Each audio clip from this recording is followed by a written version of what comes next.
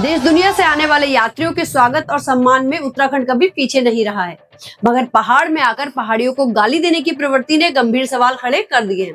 कर्णप्रयाग में पिछले दिनों सिख निहंगों के साथ स्थानीय लोगों के झगड़े की काली छाया से उत्तराखंड उबर नहीं पा रहा है।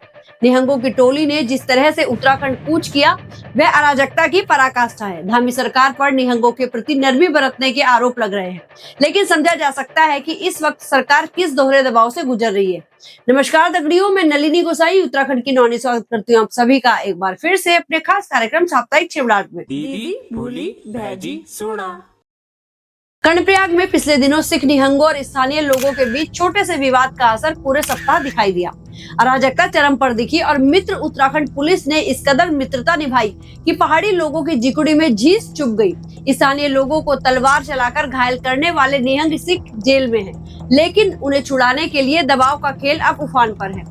धामी सरकार इस मामले में पहले जहां निहंगों के खिलाफ सख्त दिखाई दी, वहीं अब वह कदम कदम पर रक्षात्मक नजर आ रही है। इसकी शुरुआत हुई है स्थानीय लोगों के खिलाफ क्रॉस रिपोर्टिंग दर्ज करने से। पंजाब से आए लोगों ने दबाव बनाया तो स्थानीय लोगों के खिलाफ भी एफआईआर दर्ज कर ली गई। यही नहीं, इस मामले को चमोली जिले से हरिद्वार स्थानांतरित कर दिया गया। स्थानीय लोगों को इस बात को लेकर बेहद गुस्सा है। स्थानीय लोग इसके पक्ष में नहीं रहे हैं और सरकार के इस निर्णय को निहंगों के दबाव का नतीजा मान रहे हैं। इस मामले को सप्ताह की शुरुआत में और तूल मिला, जबकि पंजाब से आए कुछ सिख निहंगों ने रुद्रप्रयाग के नगरासू स्थित गुरुद्वारे को कब्जा लिया। उन्होंने यहाँ जमकर उत्पात मचाया और सेवादारों को बंधक बनाने से लेकर उनके साथ मारपीट तक की। जिला प्रशासन से लेकर सरकार तक की नींद उड़ी रही। पुलिस के साथ आईटीबीपी को भी मोर्चे पर लगना पड़ा। आखिरकार चौथे दिन पंजाब से वरिष्ठ निहंग उत्तराखंड पहुंचे और उनके समझाने बुझाने से समाधान निकल पाया। इस मामले में पंजाब रवाना होने से पहले निहंगों की हरकतों पर उत्तराखंडी समाज और भी ज्यादा आक्रोशित हो गया। निहंगों ने पहाड़ियों को ची भरकर गालियां दी। इसका वीडियो सोशल मीडिया पर वायरल है। हैरानी वाली बात है कि तमाम अराजकता फैलाने वाले हुड़दंगी निहंग शाम से पंजाब रवाना हो गए। 4 दिनों तक जमकर हुड़दंग मचाने, सेवादारों को पीटने और बंधक बनाने के बावजूद निहंगों के खिलाफ कोई मुकदमा दर्ज नहीं हुआ। पुलिस और प्रशासन के कार्मिक उनके लिए रास्ता साफ करते हुए नजर आए। इससे नाराज स्थानीय लोग धामी सरकार को निशाने पर ले रहे हैं। इस मामले में भले ही औपचारिक तौर पर यह कहा गया कि इसका कर्णप्रयाग प्रकरण से लेना देना नहीं है, लेकिन हकीकत अलग है। कर्णप्रयाग मामले से इस मामले के तार जुड़े रहे हैं। माना यह ही गया कि अपने निहंग साथियों को रिहा कराने के लिए दबाव के तहत यह हरकत की गई। निहंग गुरुद्वारा कमेटी से भी इस बात को लेकर खफा रहे कि पूरे प्रकरण पर वह मौन साधे रहे। यह मामला सुलटा तो निहंगों के उत्तराखंड कूच और जवाबी कार्रवाई में स्थानीय लोगों के ऐलान ने माहौल को गर्म कर दिया। अपने साथियों की रिहाई और सुचारू हेमकुंड साहिब यात्रा की मांग को लेकर निहंगों ने उत्तराखंड कूच किया। पंजाब से आए निहंगों को उत्तराखंड के कुल्हाल बॉर्डर पर रोका गया, तो यहाँ पर भी जमकर अराजकता देखने को मिली। पुलिस प्रशासन पूरे समय स्थिति को संभालने में जुटा रहा।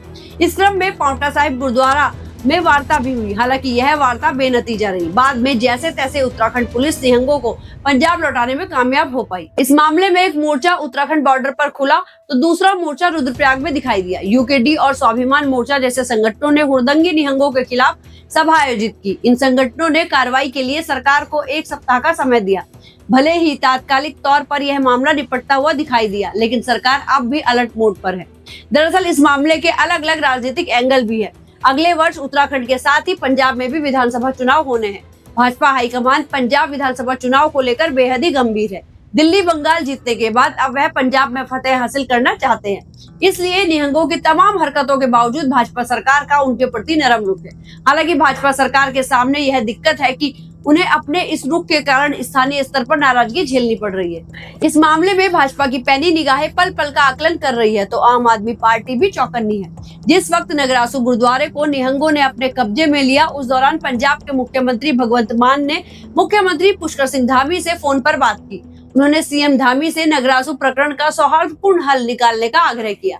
समझा जा सकता है कि रहबार यदि धामी सरकार ने दिया है, तो भगवंत मान सरकार ने भी इसके लिए प्रयास किए हैं। यूकेडी और उत्तराखंड स्वाभिमान मोर्चा जैसे क्षेत्रीय दलों की बात की जाए तो कमजोर जनाधार के बीच ये संगठन इस मामले में हवा भरने की कोशिश कर रहे हैं। रुद्रप्रयाग में इन संगठनों ने कार्यक्रम किया, लेकिन भीड़ नहीं जुटी। ये दल अब उत्तराखंडी सम्मान की लड़ाई लड़ने की बात कर रहे हैं। इन संगठनों के साथ लोग कितना जुड़ते हैं ये अस्पष्ट है, लेकिन सरकार के प्रति स्थानीय लोगों के गुस्से को महसूस किया जा सकता है। इस सप्ताह चमोली जिले के भ्रमण पर आए भाजपा के प्रदेश अध्यक्ष व राज्यसभा सदस्य महेंद्र भट्ट को बुरे अनुभव से गुजरना पड़ा। उनके काफिले को यूकेडी के लोगों ने घेर लिया और स्थानीय समस्याओं पर उनका ध्यान आकृष्ट किया। अल्मोड़ा के प्रवास पर गए सीएम पुष्कर सिंह धामी को भी काले झंडे दिखाने का प्रयास किया गया।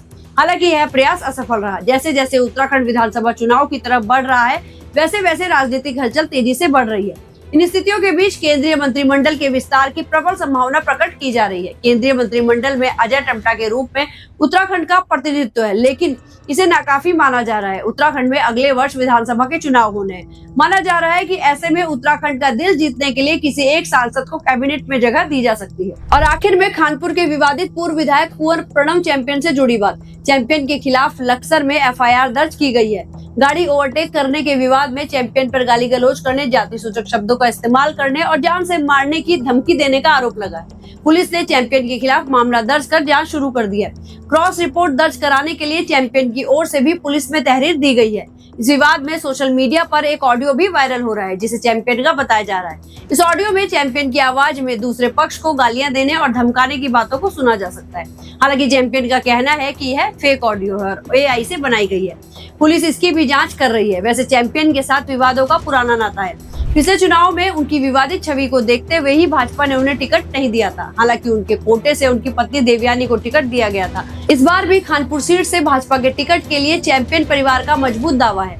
पार्टी अंतिम निर्णय क्या लेती है, ये देखने वाली बात होगी। इतना तय है कि अपनी हरकतों से चैंपियन हर बार भाजपा को असहज कर रहे हैं। इस वीडियो में इतना ही। यदि वीडियो पसंद आई हो, मुद्दों में दम लगा हो, तो इसको अधिक से अधिक शेयर करना बिल्कुल मत भूलिएगा। बाकी मिलते हैं अगले साप्ताहिक चिबड़ाट कार्यक्रम के साथ। तब तक अपना और अपनों का ख्याल रखिएगा। धन्यवाद।